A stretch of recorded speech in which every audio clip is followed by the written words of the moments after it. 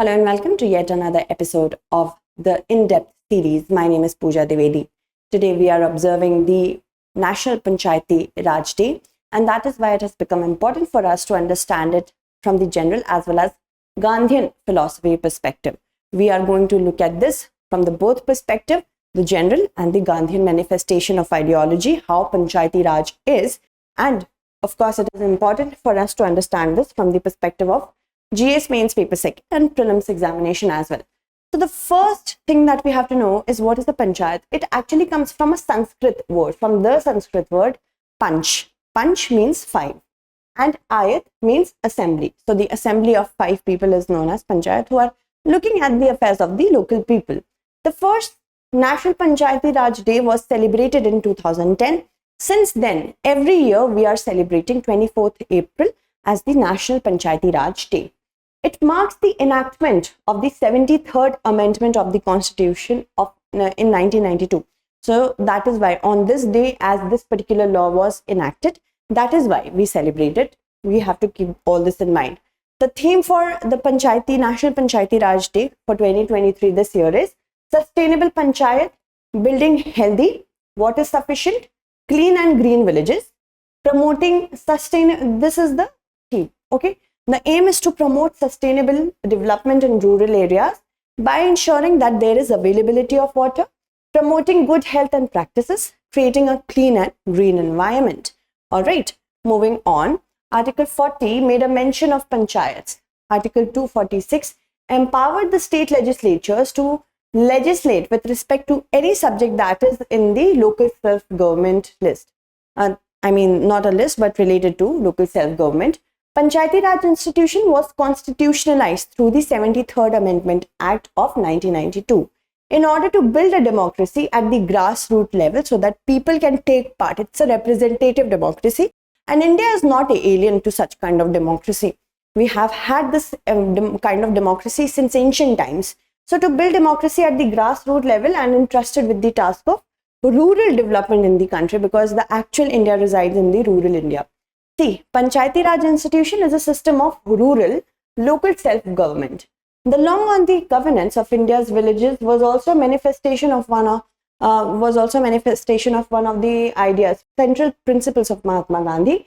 He often championed the idea of Panchayati Raj setup, and for what? So that local people can be involved in improving the condition of schools, roadways, and water bodies. Now, after the independence of India from the British rule in 1947, Mahatma Gandhi was of the opinion or hope that Congress party should transform into a volunteer organization which consists of panchayats as basic units in all the Indian villages in order to interact with villages for achieving Swaraj, or self-government. Now, Gandhiji's full quote from a 1946 issue of the Harijan magazine, it reads as, independence must mean that of the people of India, not of those who are today ruling over them. Independence must begin at the bottom, or the local or the grassroots level. Thus, every village will be a republic or panchayat which has full powers. It follows, therefore, that every village has to be self-sustained and capable of managing its affairs, even to the extent of defending itself against the whole world.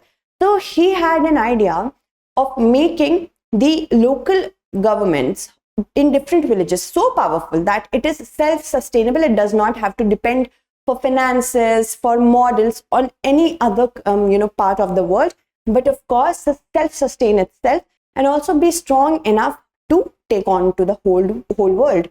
So his basic principles, of course, we know, were ahimsa and satya. There was also a manifestation of this particular principle of having a local self-government through practical steps for achieving true self-rule or Swaraj. When people at the grassroots level will be confident enough to rule themselves, then we will actually be in the position of saying that we are actually having our own Swaraj. Then India must have panchayats. This is one of the outlooks of Mahatma Gandhi, a setup where the village's adults elect a council of 5 people and a head among them as local representatives. But he also clarified that he doesn't mean that these local units are not going to take help from anywhere else. He wasn't of this particular mind. He wanted to say that each person must be so capable as to take care of their own basic needs in life in harmony with nature and those around them. So it is actually a sustainable local self-government, environmentally sustainable local self-government that Mahatma Gandhi was striving for, such as different kinds of work in which the local people could be included for their own area, contributing labor for public work like sanitation, growing food locally, creating rotational force for guarding the village. See, he knew that before the British came to India and dismantled the entire village economy, he knew that villages were like that earlier as well. Because of the so many years of rule of the British government, the villages forgot that they were so powerful in themselves. Ensuring education for all, wearing hand-spun khadi to promote local artisans, and also shunning intoxicants. Now, in a structure composed of innumerable villages, there will be ever widening, never ascending cycles. And this is where the Swarajan villages have their place according to Gandhiji's ideology. Life will not be a pyramid with the apex sustained at the bottom. So he is trying to say that village economy should not be dependent on the topmost. Also, so instead of a hierarchy of a powerful district or state or center, villages must be equal. Important micro units from whom the center ultimately derives its power through coordination. So he was of the mind that it should be a bottom to top approach rather than a top to bottom approach. It should be such that the center derives its power from the grassroots units and not the grassroots units derive their power from the apex body. This has also been termed as democratic decentralization. So the 73rd Constitution Amendment added Part 9 titled the Panchayats to the Constitution. These are the basic units. Here, the basic unit of democratic governance is Gram Sabha, which comprises of all the adult members who are registered as voters, and it's a three-tier system of panchayats at village, intermediate, block, taluk, mandal, and district level, except in states with population where the population is below 20 lakh. Seats at all levels are to be filled by direct election, and the reservation is provided also. Seats reserved for SC, STs and the chairpersons of panchayat at all the level, it should be reserved for SCs and STs in proportion of their population. 1/3 of the total number of seats to be reserved for women, and 1/3 offices of chairpersons at all levels to be reserved for women. Okay, moving ahead. Now, duration is the election period is uniform 5-year term, and elections to constitute new bodies to be completed before the expiration of the term.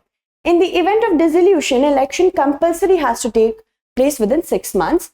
Also, independent election commission in each state should be there for superintendence, direction and control of the electoral rolls.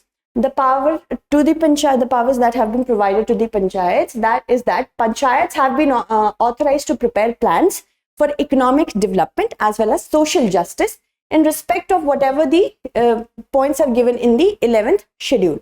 Moving on, state legislatures may authorize the panchayat with budgetary allocation from state revenue, share of revenue of certain taxes, and collection and retention of the revenue to raise it. This is one of the major criticisms actually. See, the act has been instrumental. Right now, how do we see the act is that it has been instrumental in involving more and more people at the democratic level, at the unit level of local self-government. Decentralization in general perspective, it results in more transparency between the government and the people. The relationship becomes more transparent, better grievance redressal and information flow. Also, civil servants can gain timely news about developing health concerns or outbreaks in rural areas, for example, to suggest intervention. But there are certain problems with our PRIs, that is, finances are not apt. Real devolution and genuine representation of marginalized groups, these are the certain problems that we see. Too often, these are dependent on the approach of the political parties in the state, and that is not very well. If you don't have finances, if you're not represented properly in any body, of course, the real purpose gets defeated. Notably, the domain of local governments come under the state list as per the Schedule 7 of the Constitution. That makes our PRIs to look up to the state governments for many things. So these are the certain issues. So I hope you understood this topic. That's it. Thank you so much for watching.